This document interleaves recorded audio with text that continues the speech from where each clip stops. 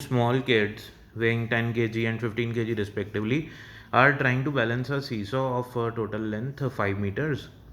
With the fulcrum at the center, if one of the kids is sitting at an end, where should the other sit? इस question में मेरे को fulcrum दी है और इस seesaw की लेंथ 5 मीटर है. एक किड जो है वो कॉर्नर पे बैठ रहा है, तो दूसरा कहाँ बैठे कि जो सिस्टम है वो इक्विलिब्रियम में रहे. इक्विलिब्रियम मतलब रोटेशनल इक्विलिब्रियम. अब होगा क्या यहाँ पे, इक्विलिब्रियम को समझो कि जो यहाँ पे अगर मैं मान लूँ कि 10 kg वाला जो किड है वो यहाँ पे बैठ रहा है, तो फोर्स लग रहा है उस पर डाउनवर्ड डायरेक्शन में, ग्रेविटी फोर्स. ठीक है, तो उसकी वजह से ये जो सिस्टम है ये क्लॉकवाइज घूमने की क्षमता रखता है, ऐसे क्लॉकवाइज. ठीक है, और जो यहाँ पे किड बैठेगा वो इस सिस्टम को एंटी क्लॉकवाइज घुमाना चाहेगा. तो क्लॉकवाइज और एंटी क्लॉकवाइज अगर ये दोनों टॉर्क बैलेंस हो जाते हैं तो उस कंडीशन में जो सिस्टम है वो इक्विलिब्रियम में रहेगा.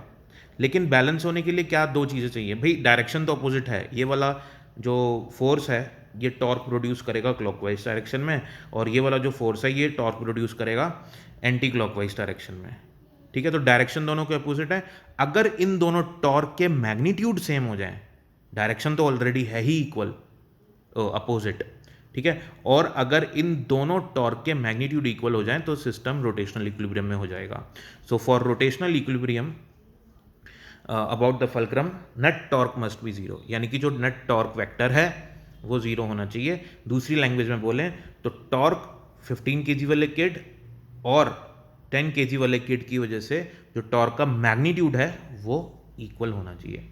तो टॉर्क का मैग्नीट्यूड निकाल लेते हैं. सपोज 10 kg वाला किड जो है वो इस कॉर्नर पे बैठा है, तो ये हाफ लेंथ होगी 2.5. अब टॉर्क कैसे निकालते हैं हम लोग?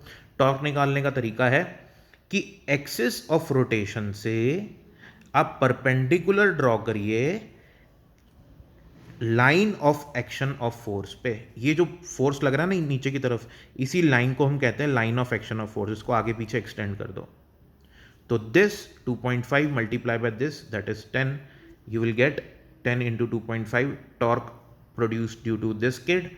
और सपोज ये वाला किड किसी x डिस्टेंस पे बैठता है 15 kg वाला यहाँ पे, तो इसके लिए हो जाएगा 15 इंटू एक्स. सॉल्व करेंगे तो x आ जाएगा 1.7 मीटर्स. यानी कि अगर ये वाला किड यहाँ से 1.7 मीटर बैठेगा तो दोनों ऐसे कैसे बैठ रहेंगे, ना ये नीचे जाएगा, ना ये ऊपर जाएगा, ना ये नीचे जाएगा, और ना ये ऊपर जाएगा.